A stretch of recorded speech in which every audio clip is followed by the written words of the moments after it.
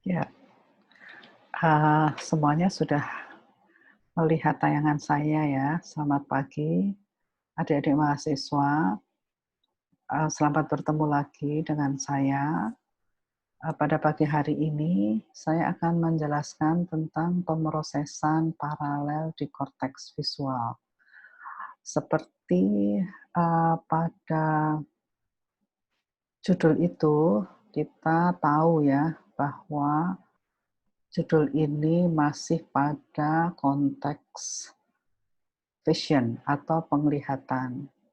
Jadi ini merupakan kelanjutan dari video yang ditayangkan oleh Mas Galang dan Mbak Satwika. Baik, isi dari tema kita pagi hari ini itu antara lain beberapa hal. Misalnya, saya akan menjelaskan tentang jalur ventral dan jalur dorsal dari penglihatan kita. Kemudian bagaimana kita manusia bisa melihat bentuk, bagaimana kita bisa mempersepsikan warna, bagaimana seseorang bisa melihat gerakan, atau sebaliknya tidak bisa melihat gerakan, dan beberapa aspek penglihatan. Baik ya, kita mulai saja. Kita tahu bahwa otak itu mempunyai bagian-bagian yang berbeda-beda ya. Selama satu semester ini kita mempelajari beberapa hal tentang otak dan beberapa aspeknya yang mempengaruhi perilaku manusia. Dan bila kita membicarakan bagian otak yang berhubungan dengan vision atau penglihatan, maka otomatis kita akan sampai pada yang dilihat manusia itu apa? Bentuknya kah? Apa warna dari benda? Lalu lokasinya itu di mana? Di pojokan atau di tengah? Melibatkan garis atau bentuk yang lain? Dan gerakan-gerakan dari suatu objek. Ya. Jadi itu antara lain kalau kita membicarakan tentang gerakan. Baik, kita mulai dengan yang disebut jalur ventral dan dorsal. Masih ingat ya pada awal pertemuan semester ini, apa itu ventral dan apa itu posisi dorsal. Ventral itu adalah posisi towards ke bawah atau ke perut. Kalau binatang berkaki 4 ya ke arah perutnya di bagian bawah. Dorsal itu di bagian punggung atau belakang. Nah, itu di dalam penglihatan juga ada. Cuma artinya bukan punggung atau perut, tetapi di bagian vision atau yang banyak kita bicarakan sekarang adalah pada lobus occipitalis dan lobus temporalis, maka itu ada bagian ventral dan dorsal pada dua lobus itu, ya. Jadi yang disebut dengan arus ventral atau jalur ventral itu yang mengurusi tentang what apa. Nah, ini urusannya dengan penglihatan objek, mengidentifikasi dan mengenali suatu objek, ya. Apa saja objek itu.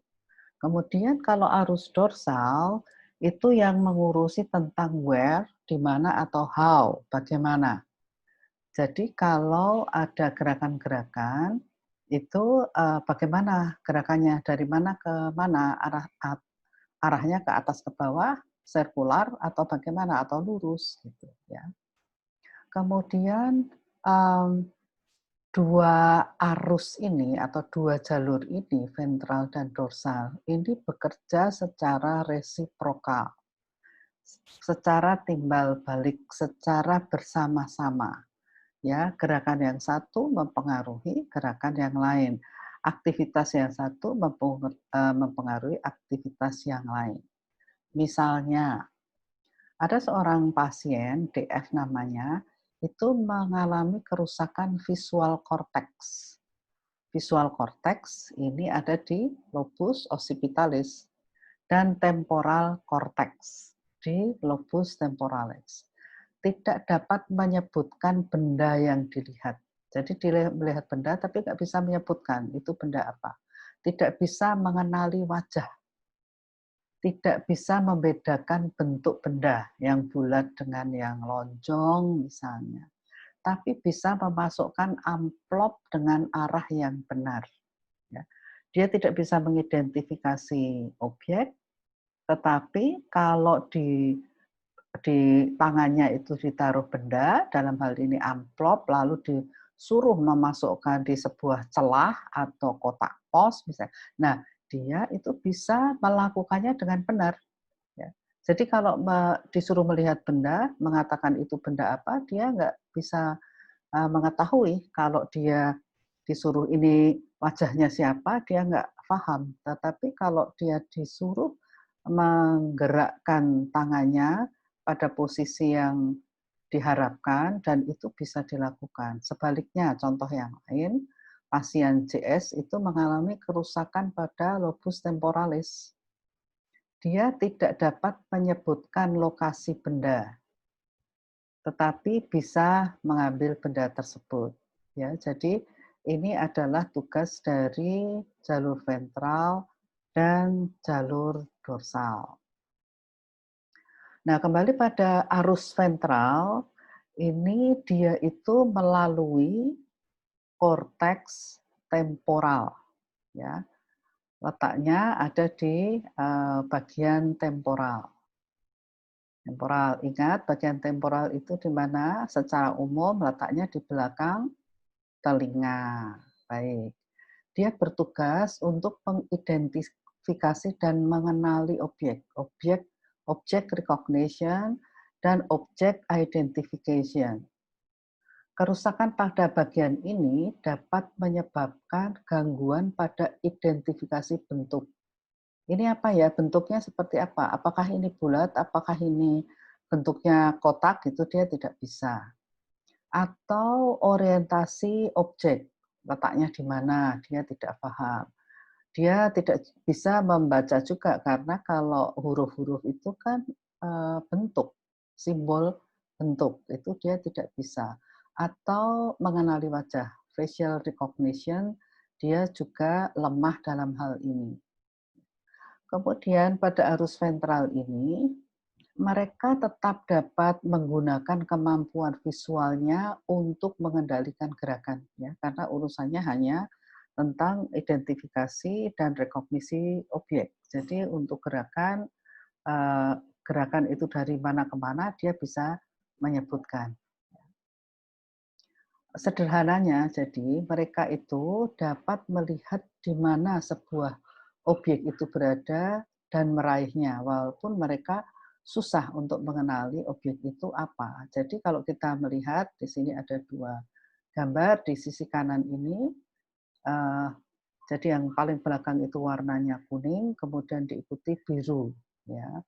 Itu di situ ada yang ditandai dengan V1 dan V2, artinya primary visual, yang V1 itu primary visual, sedangkan V2 secondary visual. Nah, di sini ada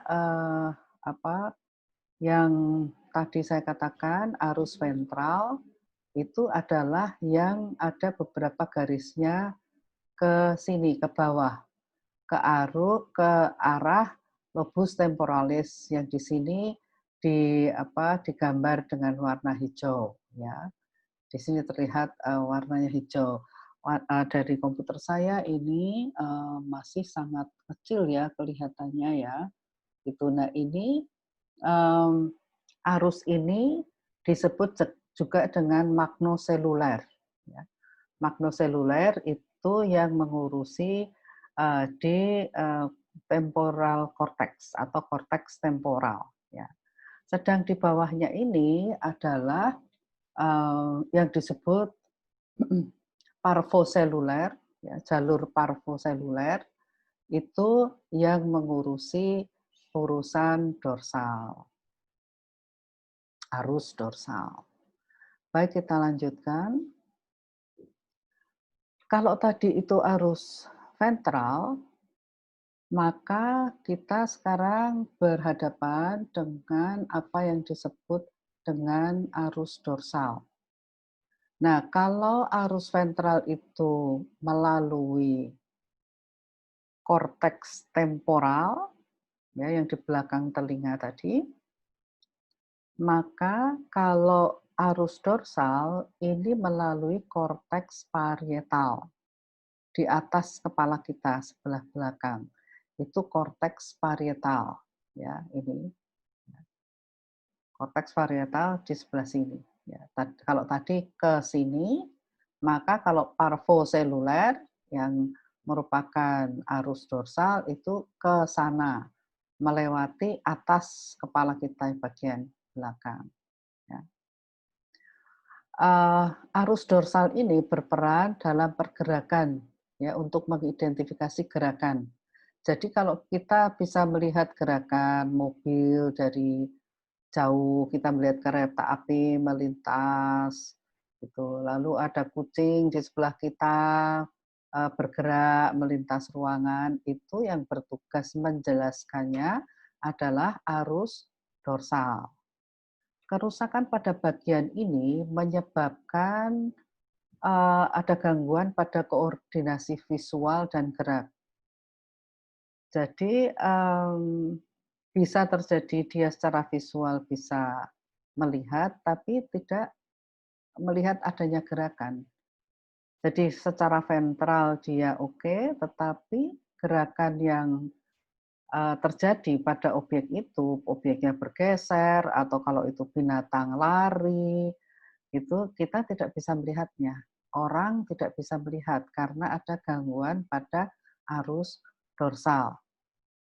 Mereka dapat mengingat orang ini, jadi arus dorsal ini dapat mengingat bentuk sebuah objek, tetapi tidak dapat mengingat atau mengidentifikasi, melihat bagaimana objek itu diletakkan pada sebuah ruangan. Dia ada di sana, misalnya begitu. Dia orang itu tidak paham. Kemudian setelah kita menjelaskan tentang arus ventral dan arus dorsal dan apa tugas mereka, mari kita selanjutnya menganalisis detail tentang bentuk. Ya. Jadi kalau kita melihat sebuah benda, maka kita mendapatkan informasi visual dari benda tersebut, mulai dari sel sederhana menuju ke sel kompleks, lalu ke area otak yang lebih spesifik, yaitu di visual primer, primary visual cortex, ya, atau dalam bahasa Indonesia cortex visual primer.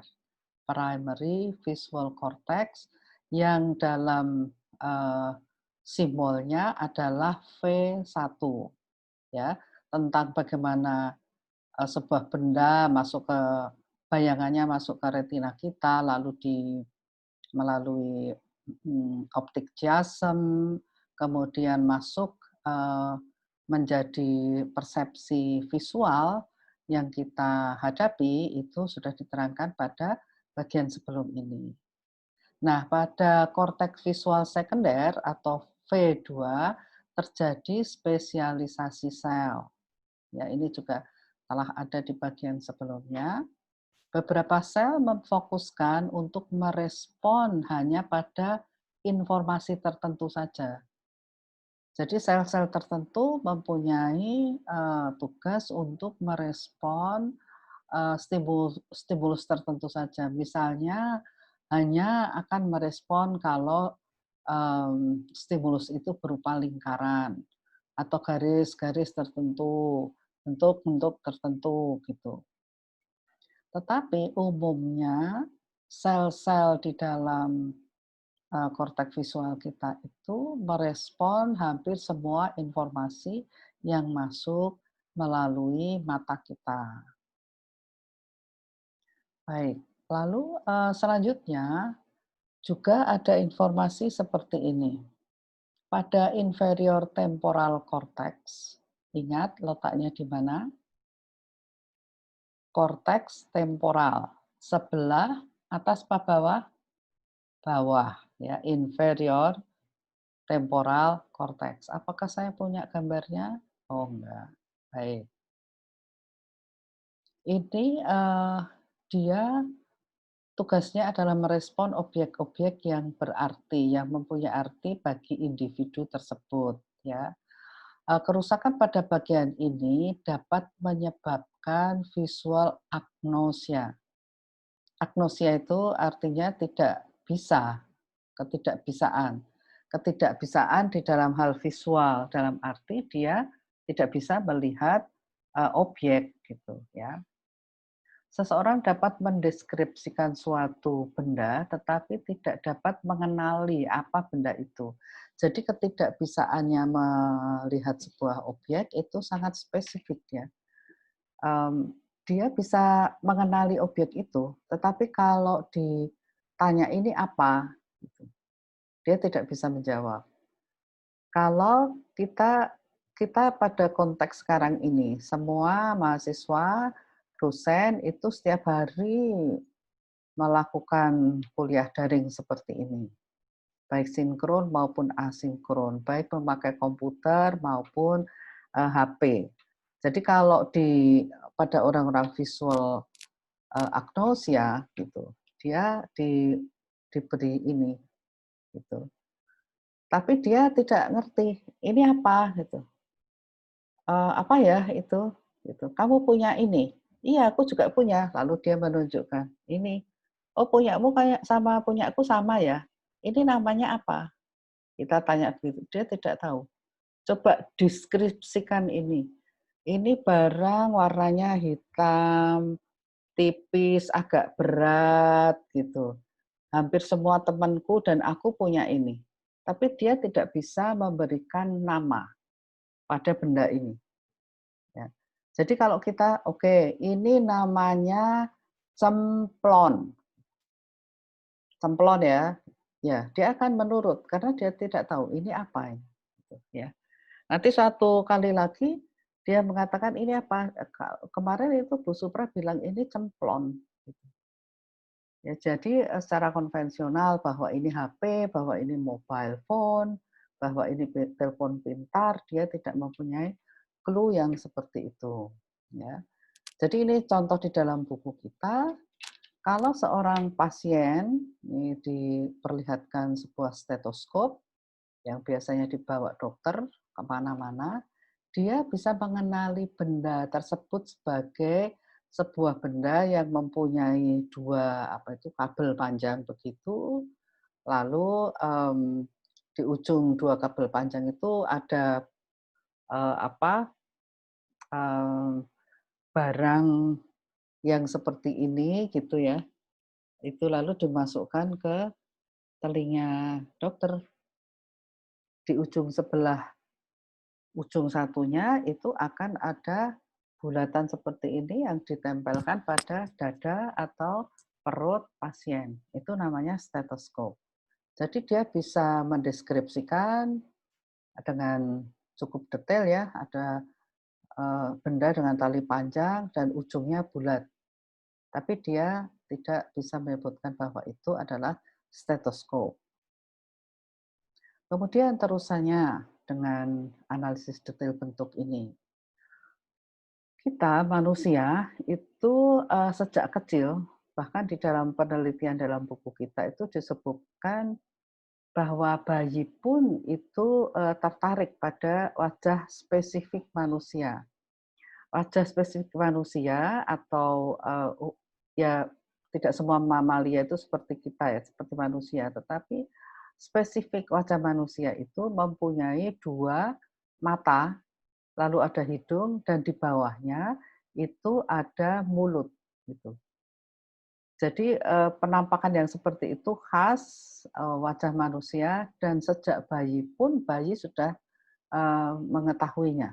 Gitu ya. Di dalam buku kita dijelaskan bahwa bayi itu akan staring more Jadi melihat gambar yang posisinya adalah seperti itu dengan bagian atas itu adalah mata dan hidung, kemudian di bawahnya adalah mulut kita gitu. Itu akan melihat dengan lebih lama daripada kalau mulutnya ada di atas dan matanya ada di sebelah bawah, atau mata ada di samping dan mulut juga di samping, yang bukan merupakan prototip dari wajah manusia, ya. Jadi area otak kita itu yang berperan untuk mengenali wajah adalah bagian amigdala, lalu face area occipital, dan beberapa bagian temporal cortex juga bagian bawah yang disebut dengan fusiform gyrus. Ya, ini sangat spesifik ya.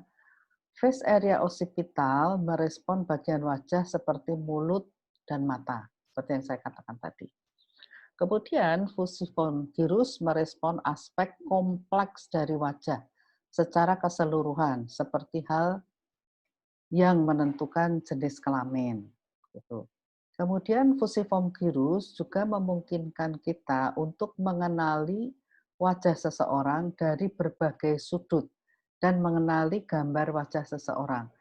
Baik itu bertemu face to face atau hanya foto, gambar, atau gambar di majalah, di koran, tetapi asal bentuknya ada dua mata dan mulut dengan keadaan yang proporsional, tipikal wajah manusia, itu akan dikenali oleh fusiform gyrus ini. Ya, dalam penelitian saya tentang fusiform gyrus, ini anak autis itu ya, ASD, Autism Spectrum Disorder, itu mereka mempunyai kelemahan di dalam fusiform gyrusnya, tidak responsif terhadap wajah manusia, sehingga akan berbeda sekali waktu reaksi yang diperlukan untuk mengenali wajah dibandingkan dengan anak-anak non-autism. Karena pada anak autism itu ada gangguan di fusiform gyrusnya.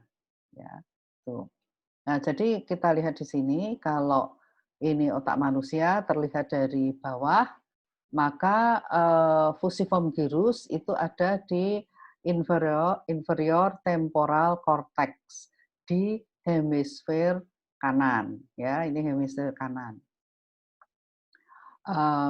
Kemudian ada gangguan lagi selain tadi ya visual agnosia, yang satu ini adalah prosopagnosia.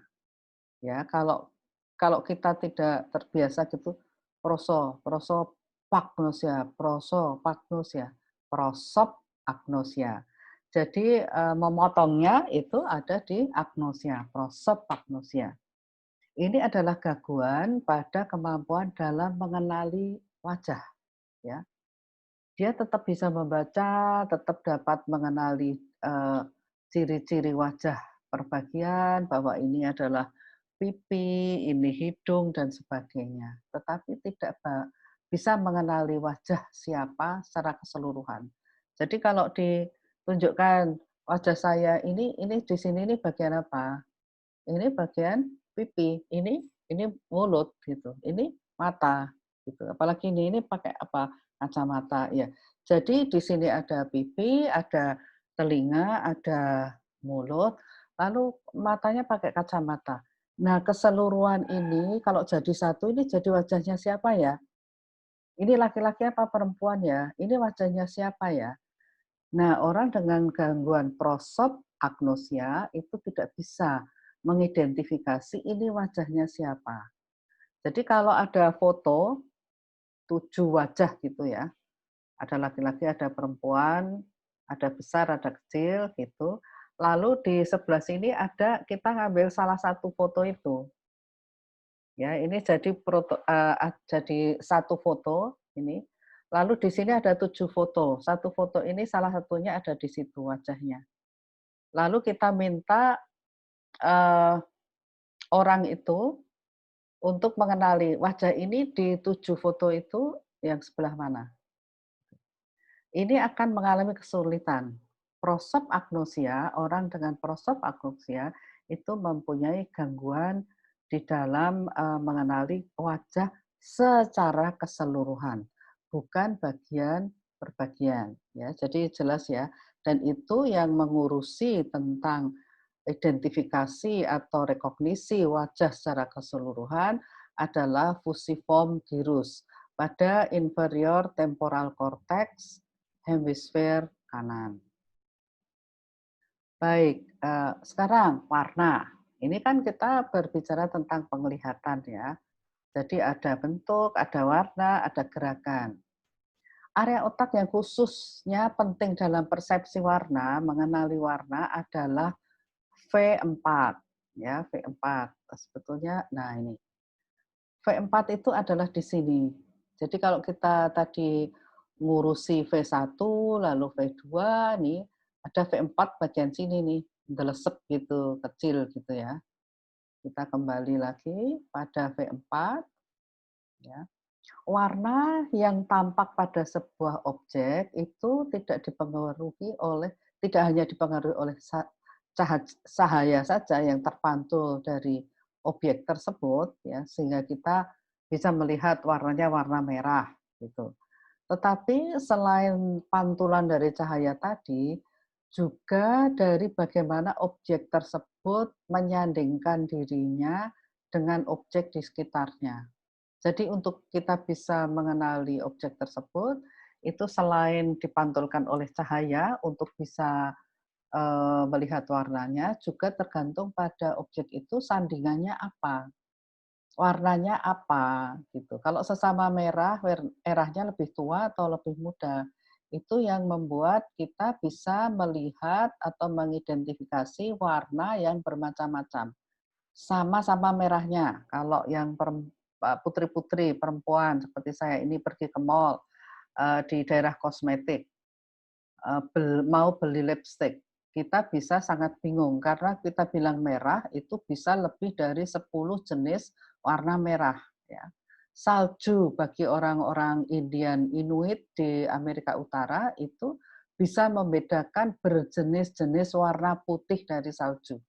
Sedangkan kita yang tidak tinggal di daerah bersalju, tahunya ya salju itu putih, ya sudah putih tok.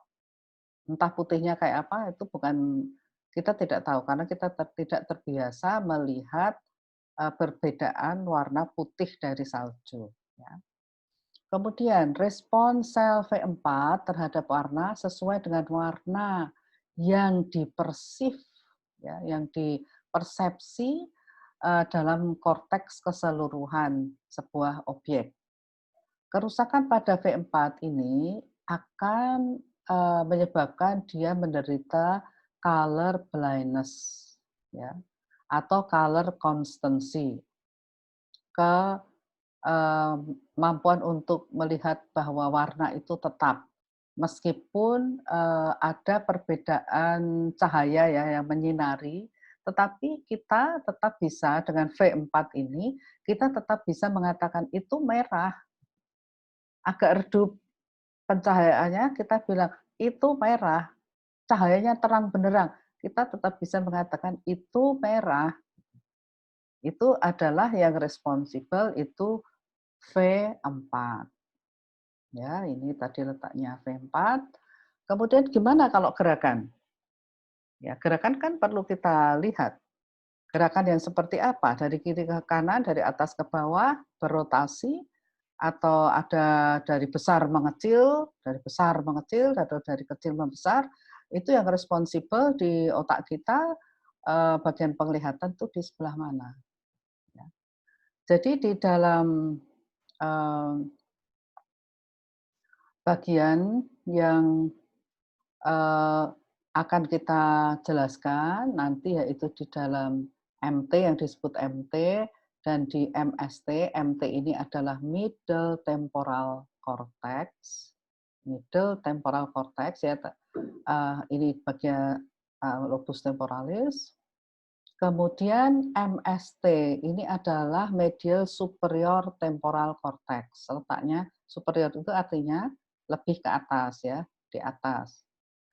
Dua area ini penting mempersepsi gerakan ya, MT atau V5 dan MST ini menerima input terutama dari magnocellular path. Jadi kalau yang ke temporal cortex itu magnoseluler, jalur magnoseluler, ingat ya. Sedangkan jalur yang pergi ke lobus parietal, parietal cortex itu namanya parvoseluler.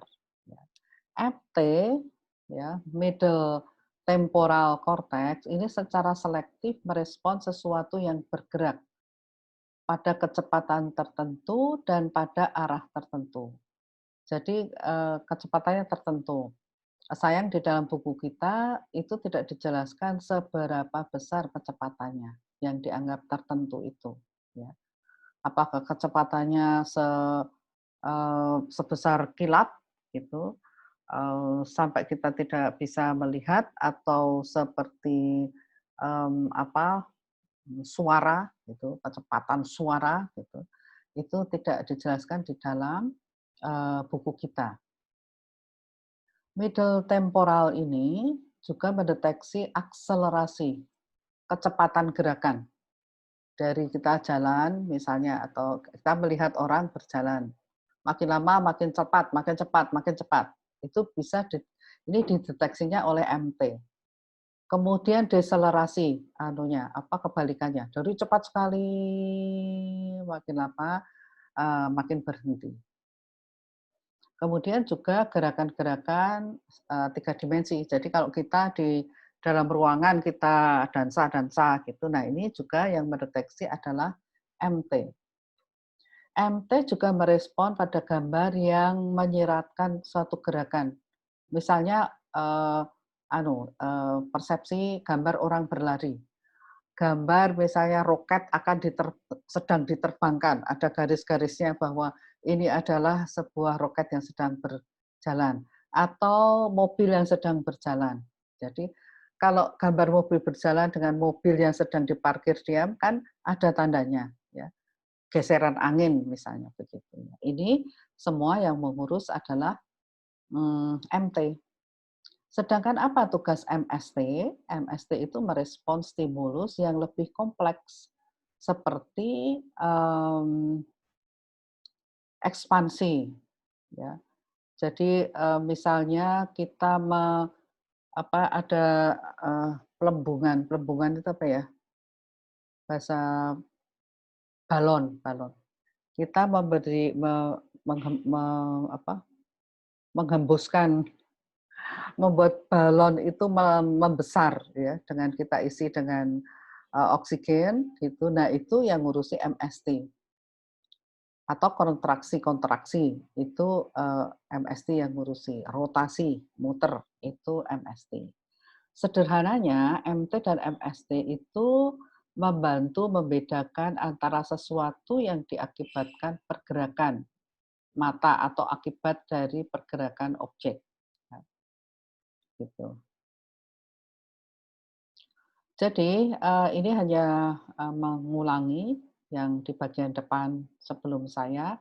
Jadi di dalam penglihatan manusia itu ada dua aras, yaitu ventral dan dorsal. Ya, yang ventral ini arahnya ke sini, ya, sedangkan yang dorsal itu arahnya ke sini. Ini sudah kita jelaskan tadi.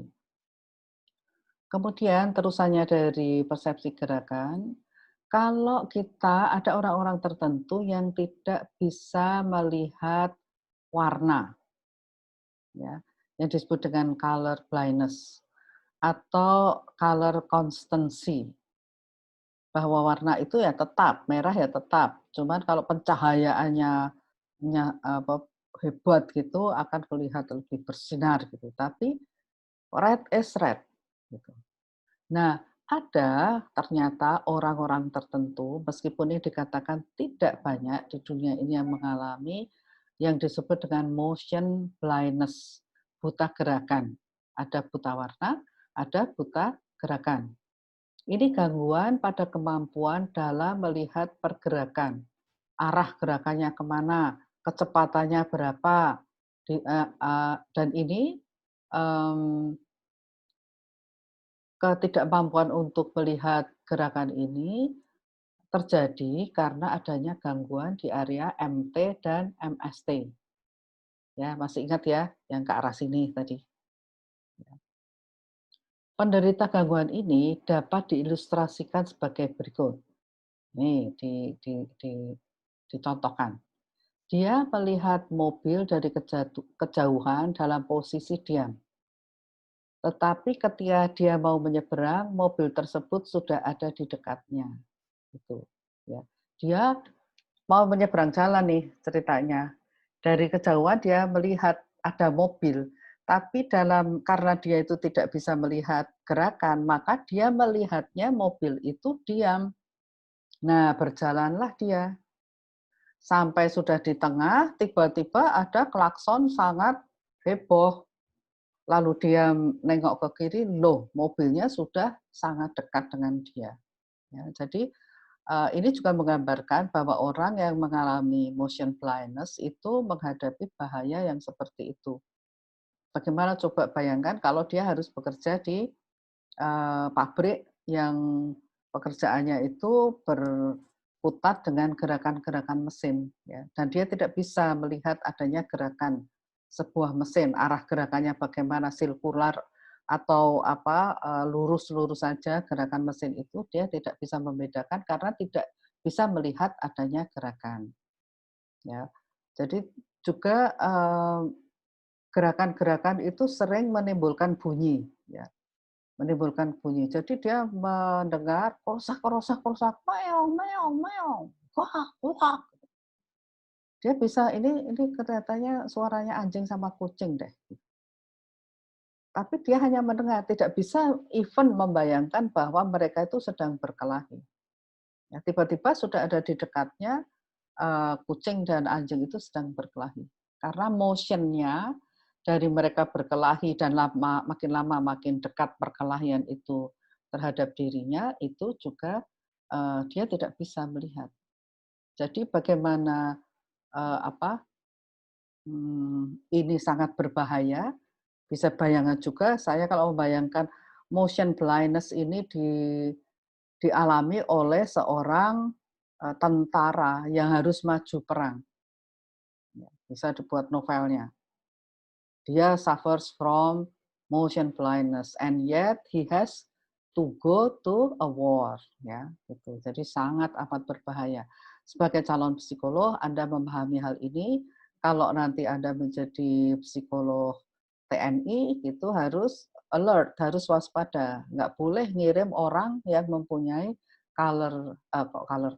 motion blindness ke peperangan. Latihan perang saja tidak boleh. Lebih baik dia di administrasi. Ada gangguan lain ya yang berkebalikan dari motion blindness, yaitu mereka melihat pergerakan objek tetapi tidak bisa melihat objek tersebut.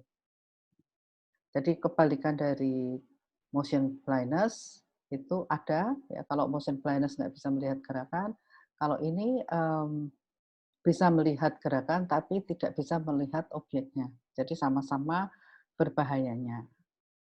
Motion blindness lebih susah untuk dibayangkan. Ya, tidak seperti color blindness. Kita pun gampang untuk ngecek teman atau saudara yang menderita color blindness, ya, dibuat aja huruf-huruf atau angka dengan warna berwarna-warna gitu disebarkan di antara warna-warna yang lain. Dia masih tetap bisa melihat angka itu angka berapa atau enggak.